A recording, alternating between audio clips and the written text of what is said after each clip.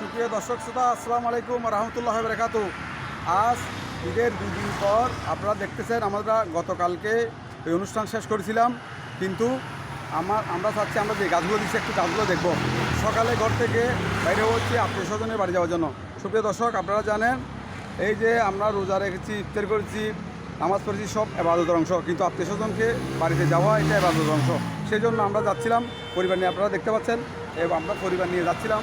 তো যাওয়ার পথে ঘর থেকে একটা যেহেতু হাহাকার রোদ, একটা বোতল করে আমি পানি নিয়ে আসছিলাম এই গাছটাতে যাওয়ার জন্য। আমি এখন লালিয়ারহাট, এই লালিয়ারহাট আমি বলেছিলাম কিচিমিচি পাখির শব্দ মুখরিত করে লাগে এইরকম কথা বলে আমি গাছ দিয়েছিলাম লালিয়ারহাট হুসাইন মাজারে। ওই মাজারের এই গাছটি যেভাবে রোদ পড়তেছে আমি একটু পানি নিয়ে আসছি, আপনাদেরকে দেখাচ্ছি। সুপ্রিয় দর্শক, এই পানিগুলো আমি এই গাছে দিচ্ছি। এই গাছটা দেখুন সুপ্রিয় দর্শক,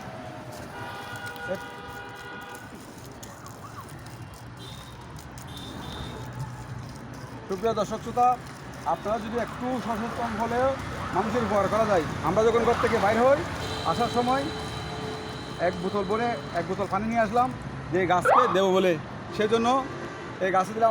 আমরা কালকে আবার আরেক জায়গায় যাবো, আরেকটি গাছ আপনাদেরকে দেখাবো। আপনারা যে গাছটি করেছেন এর রোদের কারণে এরকম হয়ে যাচ্ছে, একটু বৃষ্টি হলেই। সুপ্রিয় দর্শক, ভালো থাকুন, সুস্থ থাকুন, খোদা হাফেজ।